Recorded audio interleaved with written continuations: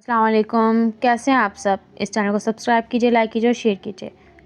Exercise 1.1 के सिर्फ question 20 तक करते हैं। अब हम एक्सरसाइज 1.2 पे आएंगे, ठीक है।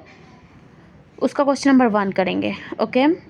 इसमें उन्होंने कहा है कि बताना है कि रो एचन फॉर्म है, रिड्यूस एचन फॉर्म है, बोथ है, यहाँ पे कुछ भी नहीं है, ठीक है। जो रो एचन फॉर्म होता है उसमें 1 से नीचे 0 लाजमी होना चाहिए। रिड्यूस फॉर्म में 1 से ऊपर भी होना चाहिए और नीचे भी 0 लाजमी होना चाहिए। बोथ मतलब कि 1 से नीचे भी हो, 1 से ऊपर भी हो, मतलब वो बोथ ही दोनों ही होते हैं, ठीक है। और इधर मतलब कि ना 1 से नीचे 0 ना 1 से ऊपर हो, कहीं भी 0 ना हो, ठीक है। पहला देखते हैं, ये देखिए 1 से नीचे अगर हम देखें तो ये रो है, लेकिन अगर हम देखें कि 1 से ऊपर भी ये रिड्यूस एचन फॉर्म है, मतलब ये रो और रिड्यूस दोनों है, मतलब ये बोथ है, ठीक है। वैसे ये अगर हम देखें तो ये रिड्यूस है, ठीक है। हमने अगर रिड्यूस बनानी हो तो हम इस तरीके से बनाते हैं, ठीक है। लेकिन इन्होंने कहा है कि बोथ भी हो सकती हैं, इसलिए हम इस ऑप्शन को देखते हुए देखेंगे कि ये रो भी है कि 1 से नीचे देखने होते रो में, रिड्यूस में दोनों, तो ये बोथ हुई। सेकंड भी सेम है बोथ, थर्ड भी, फोर्थ भी। फोर्थ में जो सा है बोथ है, क्यों? क्योंकि 1 से नीचे भी और 1 से ऊपर भी है, हमने ये देखना होता है 0 का, ठीक है। और इसमें देखते हैं, इसमें बोथ है। जौन सा है हम लोग इस वाले से किसी से भी एक्सपेंड कर लें तो ये बाद में और जौन सा है कम हो जाएगा, ठीक है ना। सब्ट्रैक्ट करें, थोड़ा सा सॉल्व करेंगे तो ये बन जाएगी, ठीक है। ये कुछ भी नहीं है क्योंकि इसमें 0 0 है, कोई 1 एंट्री नहीं है, और ये सिर्फ रो है क्योंकि इससे 1 से नीचे है। अब आते हैं ये वाला देख लें, ये इसमें थोड़ी सी आपको कन्फ्यूजन हो सकती है इन दोनों पे। जब इनको थोड़ा सा हम आगे सॉल्व करेंगे किसी भी फॉर्म में, रो में, रिड्यूस में, माइनस करें प्लस करें तो ये सॉल्व हो जाएगा। और जब ये सॉल्व होगा तो जौन सा है फिर ये बोथ ही आएगा, ठीक है। क्योंकि वो इसमें पहली बार ये 1 से ऊपर भी आ रहा है, नीचे भी आ रहे हैं, ये देखें, तो ये भी सॉल्व हो सकता है, इसलिए बोथ आ रहे हैं, ये भी बोथ आ रहे हैं।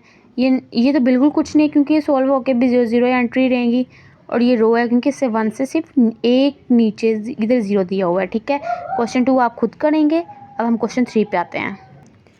इन क्वेश्चंस में उन्होंने कहा है कि सपोज कर लें कि ऑगमेंटेड मैट्रिक्स लीनियर सिस्टम का ऑगमेंटेड मैट्रिक्स है और इसको रिड्यूस किया हुआ है रो ऑपरेशन से या रो एचलन फॉर्म से, ठीक है।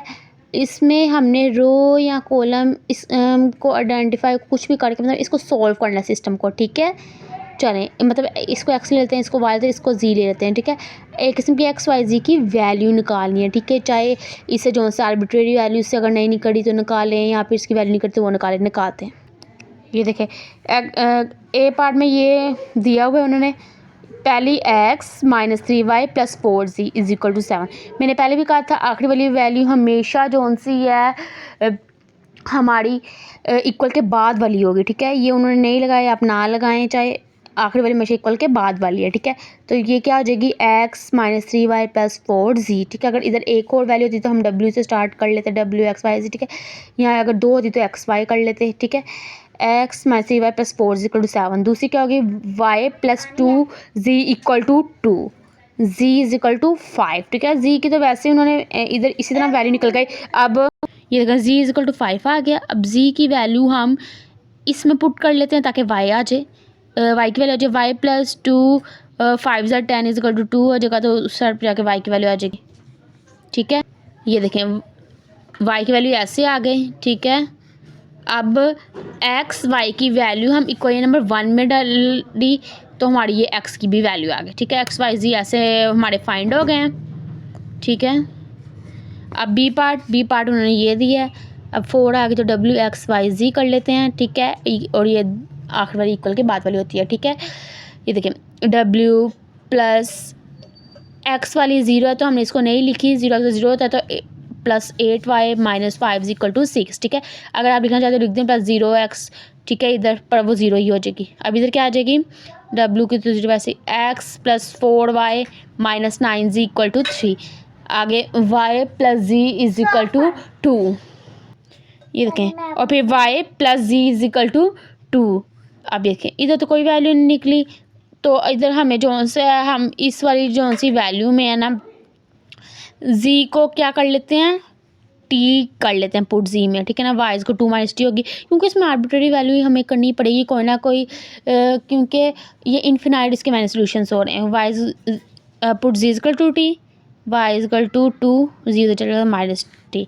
ये y की वैल्यू आ गई, z की आ गई। अब किसकी निकालनी है, x और w की। अब इस वाले में पुट कर लेते हैं। x equal 3 minus 4 plus 9z है, तो इसमें y की जगह पे क्या, z minus T, plus z की जगह पे क्या आएगी, t। ठीक है, 3 माइनस 2 4 ज़ा 8, माइनस माइनस प्लस 40 प्लस 90, फिर 3 माइनस 8, 3 माइनस 8 क्या होगा, 4, ओहो 3 माइनस 8 क्या होगा, 5 माइनस 5 40 प्लस 90। ठीक है, अब ये वैल्यू आ गई। अब हम इसमें x की पहली इक्वेशन में जो ये हमारी x की वैल्यू आ गई, अब w की हम पहली इक्वेशन में जो सा पुट कर लेंगे और w की वैल्यू आ गई। ठीक है, ये हमारी आंसर है। और सी पार्ट देखें, सी पार्ट में इधर जो सा आपकी मर्ज़ी, आप कुछ भी पुट करना चाहें तो कर सकते हैं। ठीक है, चाहे इसको कर लें w(x, y, z) v(w(x, y) आपकी मर्ज़ी है। ठीक है, वैसे ही है। ये देखें, ये 3 आ गई, फिर इसमें आर्बिट्रेरी वैल्यू पुट करके ये आ गई। ठीक है, ये देखें डी पार्ट ये है और ये है। ये देखें 0 इज इक्वल टू 1 है, ये नहीं है कि इधर भी 0 का 0 होता तो ये थोड़ा बहुत होता आर्बिट्रेरी वैल्यू का। ये सिस्टम इनकंसिस्टेंट है। क्यों इनकंसिस्टेंट है, क्योंकि थर्ड रो क्या हाई है, 0 इक्वल टू 1, ये थर्ड रो है। ठीक है ना, थर्ड रो में ये आ गया, और जब ये जिसमें 0 इक्वल टू 1 आ जाए वो कहता है इनकंसिस्टेंट होता है। ये देखें। ठीक है, आप क्वेश्चन नंबर 4 पे आते हैं। क्वेश्चन 4 में भी ये देखें दी है x इक्वल -3 के y 0 के z इक्वल टू 7, सीधी सीधी वैल्यू है। x ये देखो w(x, y, z), w minus 7 equal to 8, x plus 3 z equal to 2, y plus, और आर्बिट्रेरी वैल्यू से इसको सॉल्व करनी है। फिर इसमें भी जो से ऐसे निकाली और आर्बिट्रेरी वैल्यू से सॉल्व कर ली। और डी में ये देखें x, ये भी जो सा इनकंसिस्टेंट क्योंकि 0 इक्वल टू 1 आ गया, और अगर 1 आए थर्ड रो 0 स्क्वायर तो ये क्या है, इनकंसिस्टेंट होता है, ये सॉल्व भी नहीं होता। बस हमारा जो सा आज का इतना ही था।